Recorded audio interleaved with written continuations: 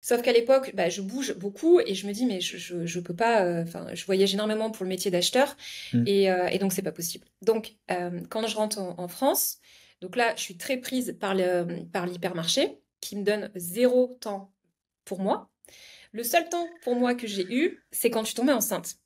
Ok. Donc le déclic, ça a été de tomber enceinte de ma première fille. Euh,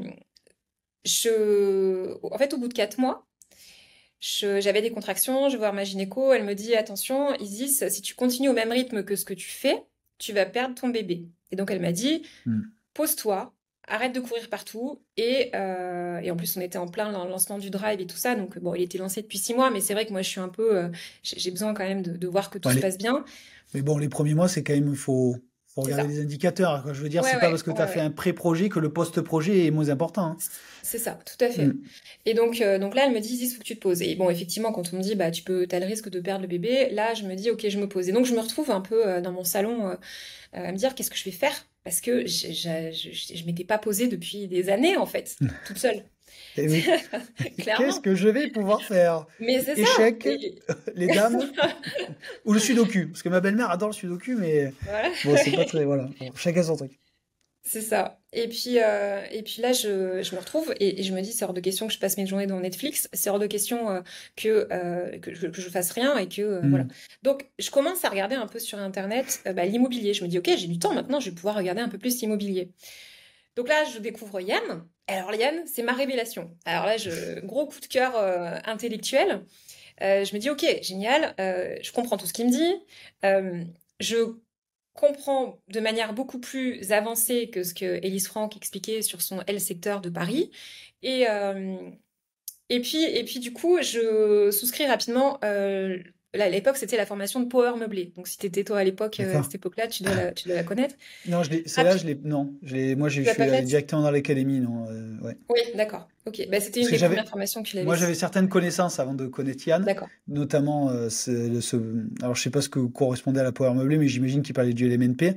c'est Mais, ça, donc ça, moi, voilà, j'ai pas ressenti le besoin de la faire, mais, voilà. Mais vas-y, je continue. comprends. Donc du coup, je prends Power Meublé. Là, je comprends beaucoup de choses et je me dis, mais c'est génial. Et donc du coup, peut-être pendant 1 ou 2 mois, je me forme et ensuite, ma gynéco me dit, ok, tu vas pouvoir ressortir un peu de chez toi, ça va mieux, mais il va falloir que tu marches, machin, machin, mais pas trop non plus, pas trop de stress, machin, machin. Donc là, je me dis, bon, on va commencer à faire des visites. Et en fait, le premier bien que je vais acheter, tiens-toi bien, je vais l'acheter du coup 15 jours avant que j'accouche. Donc le même mois, je deviens maman pour la première fois et investisseur immobilier pour la première fois.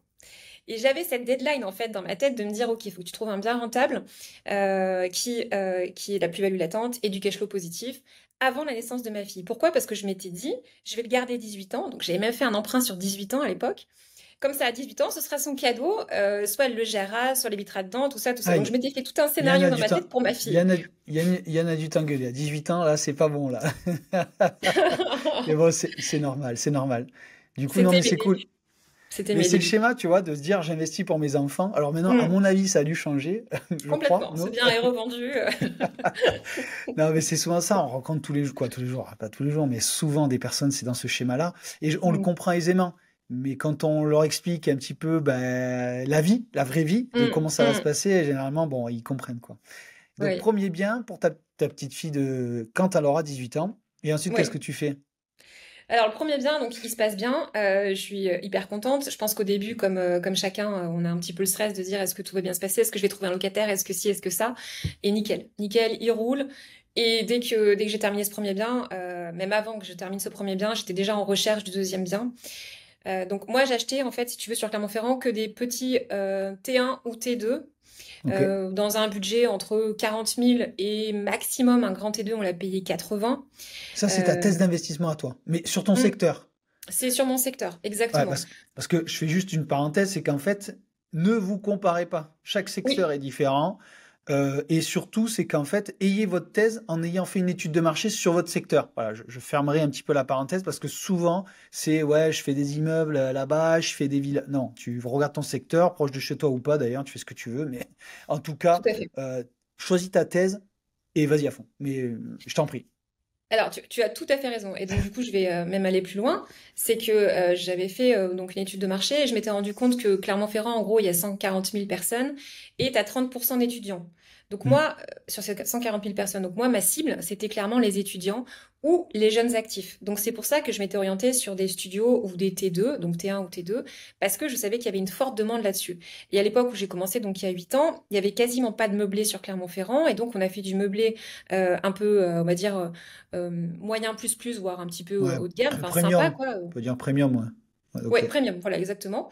Et c'est parti comme des petits pains. Et tous les autres qu'on a fait derrière, parce que donc je suis montée rapidement à 6 biens. Au bout du sixième bien, mon banquier me demandait quand même de mettre de l'apport.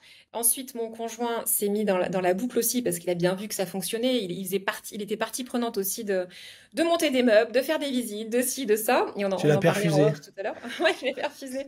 Le pauvre, je l'ai saoulé avec l'immobilier, mais aujourd'hui, ça nous On permet l'a de tous fait, hein. Ouais. Et après, on les a contaminés. C'était pire que le Covid, cette histoire. Mais bon, c'est comme ça. C'est exactement ça. Et donc lui, il en a acheté trois. Donc en 18 mois, 24 mois à peu près, on s'est retrouvé du coup avec 9 biens en LMNP. On n'a pas basculé LMP parce que bah, on était en dessous voilà, de nos Des seuils. radars du LMP. Voilà, exactement. Et donc du coup, bah, on s'est retrouvés donc tous les deux. Bon, moi j'étais salariée à l'époque de ma société, mon conjoint aussi, et les 9 biens qui tournaient. Et voilà, la graine était plantée et je me suis dit, ok, pourquoi pas massifier le business? Pourquoi pas en faire un business en fait? Hein. Alors, Donc voilà. ça, c'est un petit peu parce que tout à l'heure, je t'ai posé une question et que l'histoire de la fonction achat, qu'est-ce que ça t'a permis d'acquérir ces 9 biens avec ton conjoint, euh, de ton ancien métier et du métier que tu faisais dans l'hyper? Qu'est-ce que ça t'a apporté de pouvoir enchaîner? Est-ce que c'est un état d'esprit, c'est psychologique, c'est financier? Qu'est-ce que tu peux nous dire là-dessus? Alors je pense que le fait d'être acheteur, souvent on prend des décisions basées sur des calculs, basées sur des tableaux Excel et, euh, et des pourcentages et tout ça. Donc je pense que le côté chiffré, le côté un peu robot que parle Yann d'ailleurs dans la formation, le côté calculatrice, je l'ai de par ma formation d'acheteur.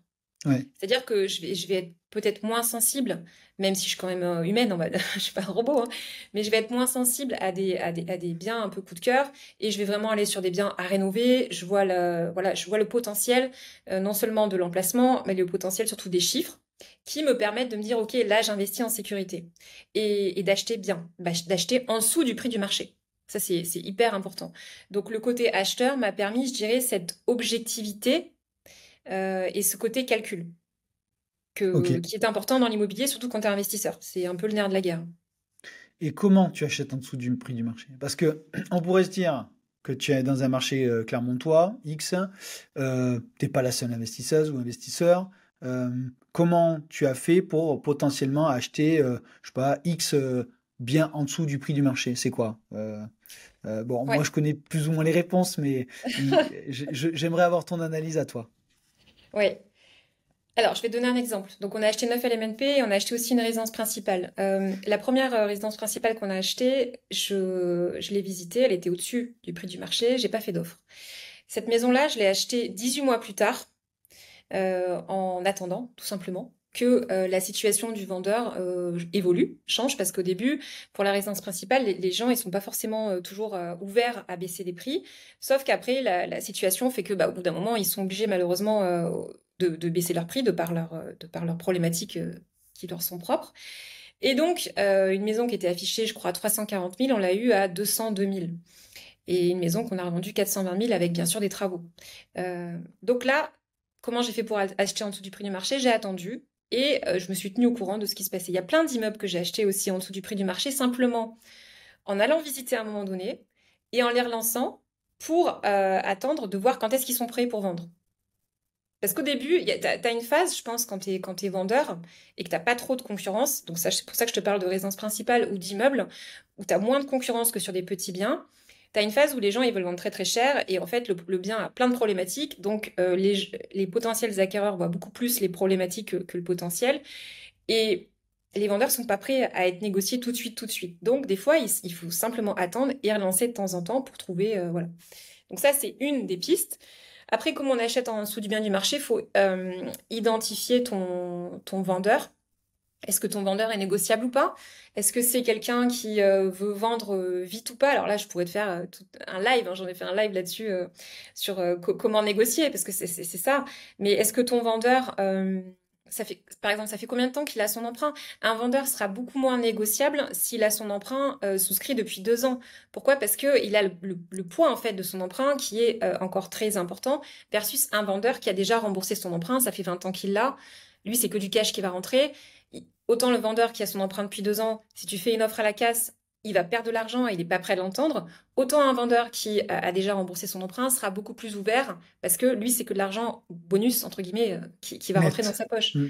Donc, tu as le temps de détention du bien, tu as aussi tout ce qui est bien mort. Tu peux aller sur Castorus, regarder sur... alors, ils font pas le bon coin, mais sur Se Loger, tu peux voir les différents biens, les rentrer dans Castorus et voir depuis combien de temps ils sont en ligne. Là, la durée je vais dire, de ton bien, depuis combien de temps il est en ligne, ça peut être aussi, par exemple, des biens qui sont en ligne depuis 6 mois. C'est potentiellement des biens qui sont plus négociables que ceux qui sont en ligne depuis une semaine ou 2 mois. Donc, tu as ce temps de... Voilà. Là, tu viens de Qu'est-ce donner qui... un sacré hack, hein, ma chère Isis, là. Ouais, ouais, ouais. C'est ce qu'on apprend dans la formation. Après, tu as plein d'autres choses. Mais est-ce que Non, ouais, quand bien tu sûr. vois voilà, sur Internet vente urgente, parce que mutation, parce que divorce, parce que si, il faut s'intéresser à ton vendeur, poser tout un tas de questions.